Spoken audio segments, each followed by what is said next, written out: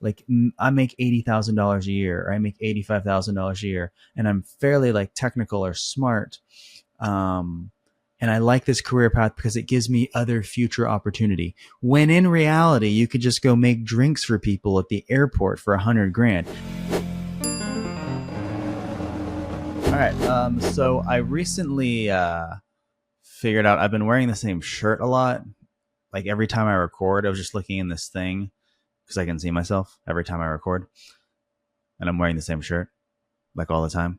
Which I guess that means, if nothing else, I'm consistent, which I suppose is a good thing. Um, so I got that going for me. Anyway, I've res- I've like recently decided that I don't really believe in starter homes.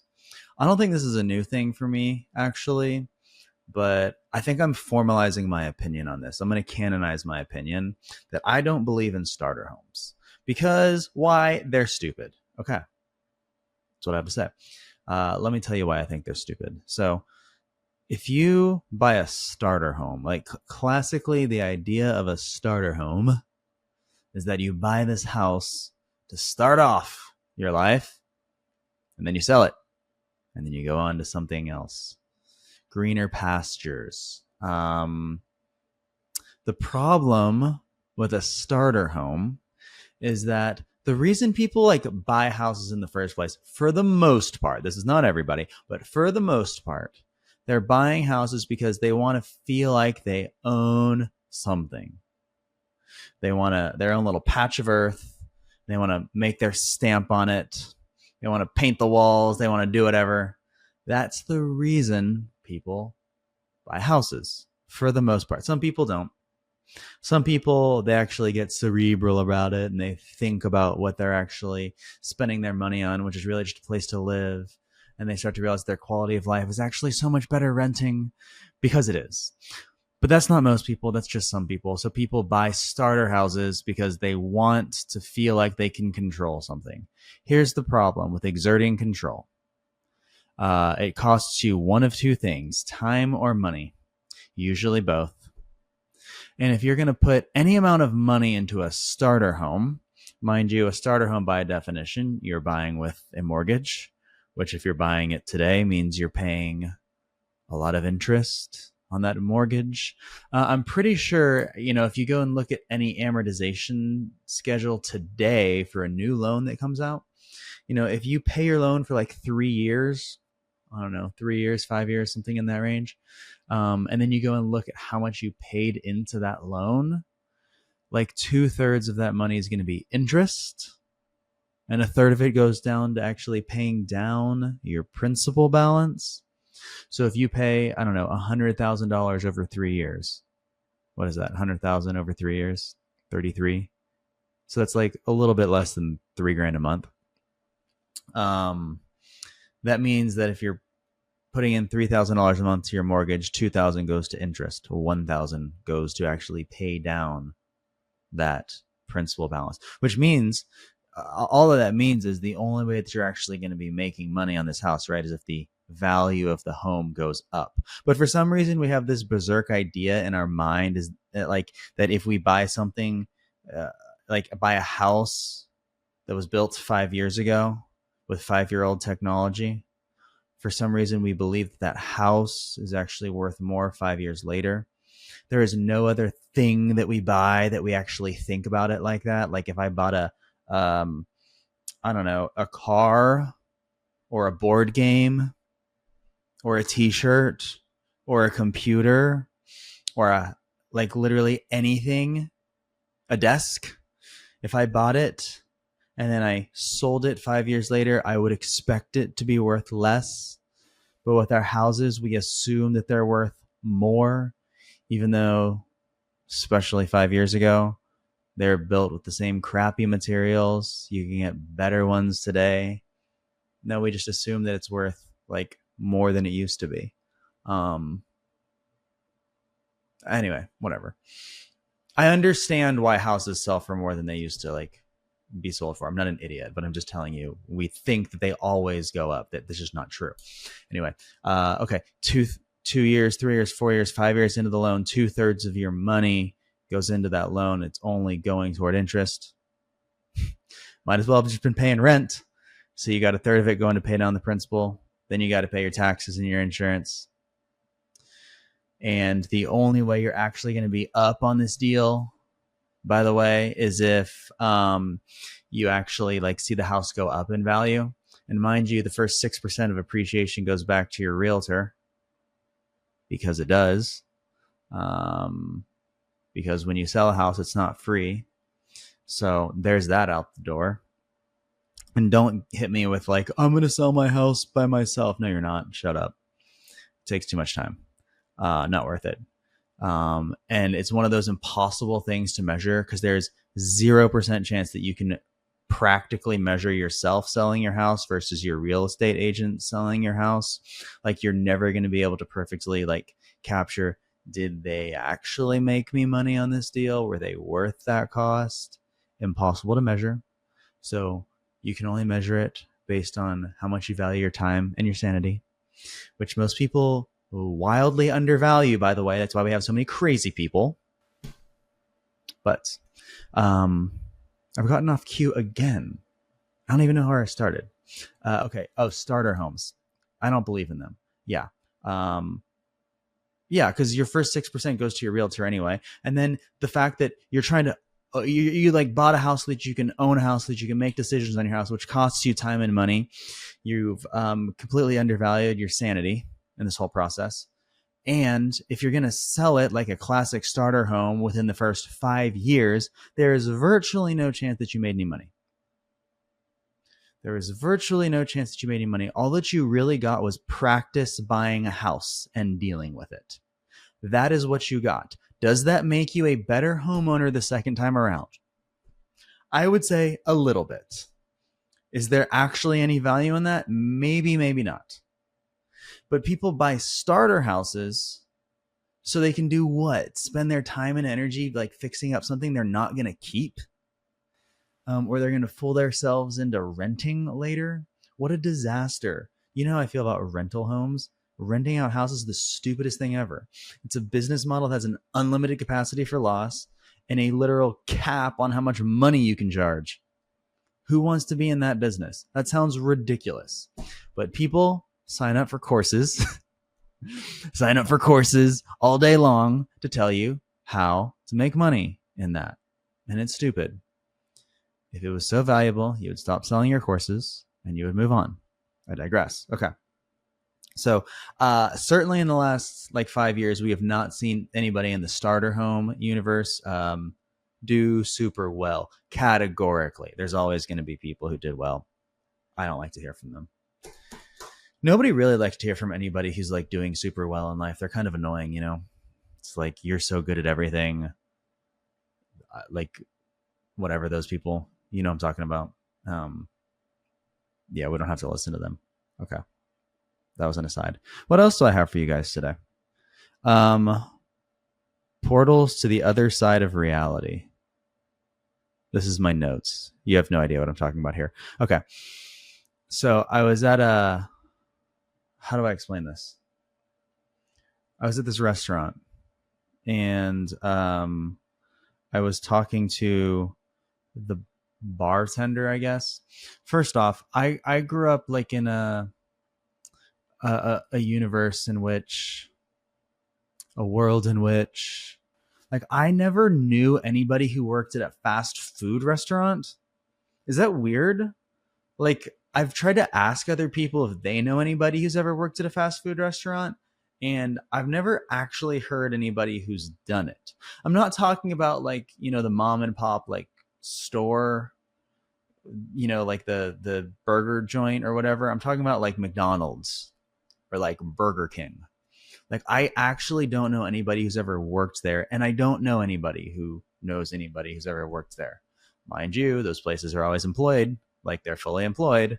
But I don't know anybody who works in those, and that seems kind of peculiar to me. Similarly, I don't know anybody who works at the airport. Do you know anybody who works at the airport? Just kind of an interesting place to work. Never met anybody. So I was at this restaurant talking to this bartender, who serves me a water, and was like, "What's up?" He smelled really nice. He did. It was interesting. Um, I didn't like try to smell him. He just it was just how he was, if that makes sense. You just kind of walked by and you just got wafted. You went, oh, noticeable. And somebody in my party, not me, somebody else said, like, commented on the smell. And he was like, oh, yeah, my girlfriend got that for me. Actually, no, my ex-girlfriend got that for me. And he was talking about how it was like this $500 bottle of perfume. And he was like, yeah, I love it when she buy me stuff. She works at the airport. She's making $100,000 a year on tips. And I was like, yo, what? And it just like reminded me of sometimes you just get these portals, like these mental portals into the other sides of reality. Like there's entire alternate universes that exist from like everybody's normal day to day. Like drive down the street. How many places between where you live and where you work, like how many of those businesses have you ever actually stepped foot in?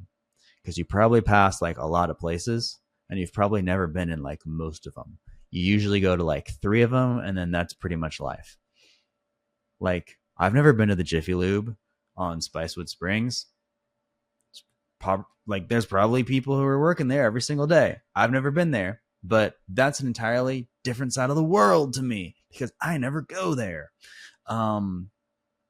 So this woman, I guess, ex-girlfriend, works at the airport, makes $100,000. There's a lot of things to break down in that. Number one, who knew that making drinks for people at an airport restaurant can make you 6 figures a year?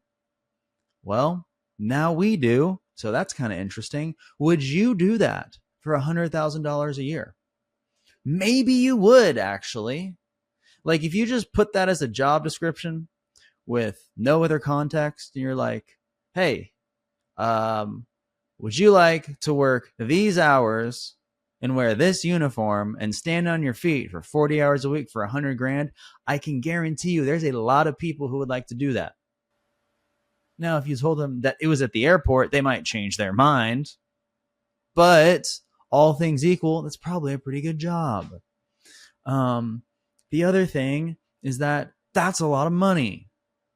Okay? And that's wild. It just is.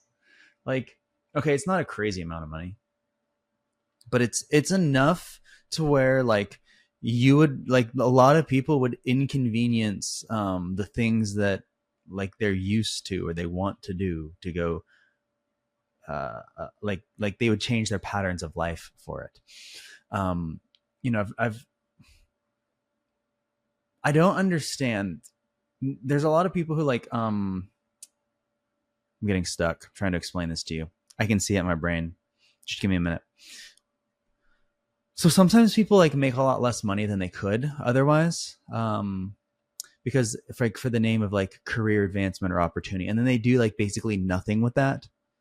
Do you understand the concept? Like I make $80,000 a year, or I make $85,000 a year, and I'm fairly like technical or smart. And I like this career path because it gives me other future opportunity. When in reality, you could just go make drinks for people at the airport for 100 grand. And I'm not knocking on this person. I never met them, but I'm just telling you, it's probably not the same skill set as this like white collar salesperson job that you got managing accounts or whatever for like some tech company that's going to go out of business in 3 years. You know, like that's probably a harder job. You're probably working harder making $82,000 than you otherwise could be to make 100. Like I know people who like are like by all means like smart, like pretty reasonable, have computer jobs, make 80 grand.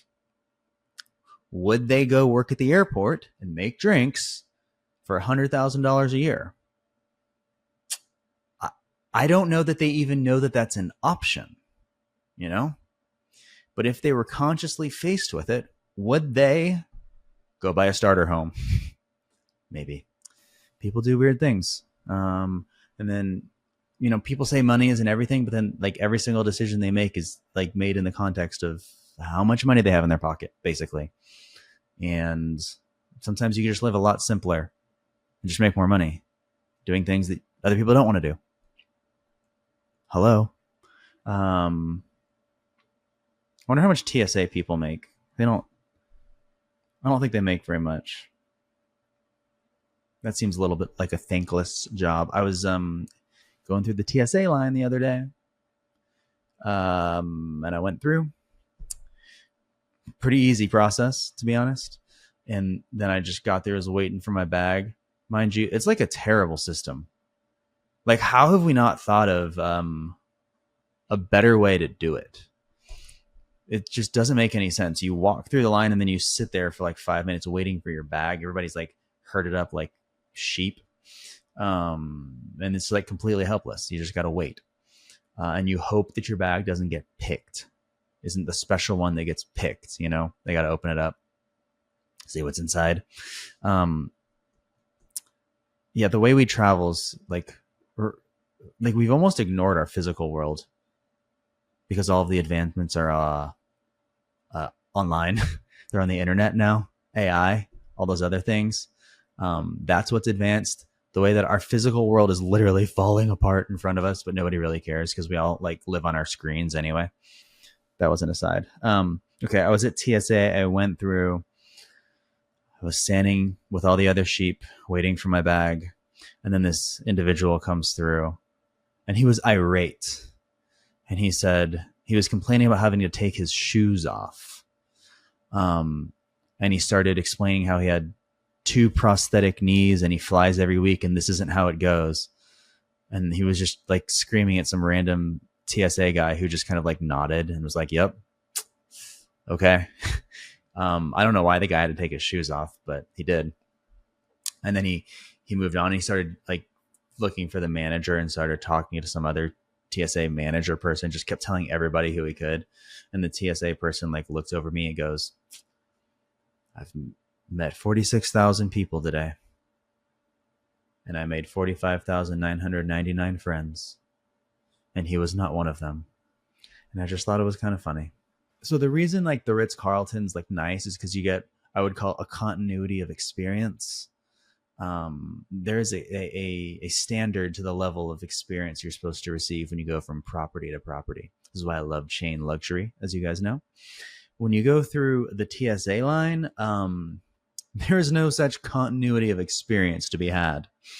You know, and the best part, I think, the funniest part is that, you know, one airport, you got to take your bag out. You can't take your bag out. This one's clear. This one's pre-check. This one's clear and pre-check. You can wear your shoes. Don't wear your shoes. Different kind of machine. Stand here. Put your hands over your head. You know, that stuff. If you like ask them, like, do I need to take my shoes off? So I have to take my bag out, like whatever. They just look at you and like give you like they just like yell at you like that was a stupid question to even ask. Am I supposed to do this? Am I allowed to do that? They just it's just comical to me that they just assume that you're supposed to know all of the rules when most people aren't really flying that often, if you think about it. And then the day after I went through the TSA line, the TSA came out with a new rule that said you do not have to take your shoes off, which instantly devalued everybody's TSA pre-check. But you don't have to take your shoes off through the TSA line anymore. And then I was looking on Twitter and somebody was like, yeah, I started taking my shoes off. They were responding to the TSA, like the government Twitter account. And they were like, yeah, I started taking my shoes off in line. And this TSA agent started like berating me for taking them off. Like, you ain't got to do that. Put them away. Put them back on. Get through. Which is just funny. Because the day before, I had had the opposite experience with an individual with 2 prosthetic knees who was very unhappy and liked to tell the TSA agent how to do his job because he flies every week, so he must know everything. Anyway, people are interesting. Let's see what else we got today. I think I've decided also that just like starter homes are no good. I've decided that overcommunication is also not good. Like I used to think that in professional services or just professional jobs in life, like you should over communicate. Have you ever heard that? Like as the antidote to under communication. The antidote to under communication is over communication. Let's make sure we get all of the information to all the people and more so that we don't miss anything, yada, yada, yada. And I've started to realize that when that happens, or when I'm on the receiving end of it, my natural response is, if I get like a really long email from somebody that I know is over communication, and I know I don't need, like, there's a 5-paragraph email and I only need like half of one sentence of one paragraph, I'm just going to like skip the whole thing, and then I'm going to forget about it. And when you communicate so much, like so frequently with somebody, also, maybe this applies like in work too. Like it makes the value of your interaction go down pretty dramatically. You know, if you like, try talking to your boss every single day. You know, go from 4 times a day to 2 times a day to once a day to once a week. Literally, you could probably try that, figure that out. I don't know. Maybe you're not allowed to do that. Who knows? But imagine that you did that. And I can guarantee you that the amount that you would pay attention to what the heck they were talking about, if you went from 4 times a day to once a week, would go up dramatically. You know, like the whole vibe, like when the owner's in the building at whatever thing you're at, you know, you could be at a country club, you could be at a restaurant. When the owner's in the building, everybody's on just a little bit more. You know why? Because the owner's not always in the building. They're not there very much at all, actually. And so when they're actually there, I mean, many people, many owners of things are paying attention. If they're good, they're paying attention more than they're not. But they're paying attention, but they're not actually on site. So it doesn't feel like they're paying attention sometimes. When the owner is in the building, that's when people actually like perk up and the things they do start to matter a little more. It's not like they mattered any more or less when they weren't in the building, but the fact that that person is there and you're be able to communicate with them like on the spot, the value of that communication goes way up because you're not seeing them every single day. So when you communicate less frequently, the value of the things, the value of the time you have with that person goes dramatically higher. Dramatically higher. And there are very few people you really need to be interacting with like all the time. I'm just sorry. Because if you interact with somebody all the time, like there is just way too much data that goes in and out. This is why like married people get mad at each other, by the way, because they probably hang out too much. Well, maybe you should hang out less with your spouse. Maybe that's a good idea. You should try it. Maybe you shouldn't. You don't want to get marriage advice from me. I was going to talk about Trump's new tax code, but it sounds boring. What else should I say?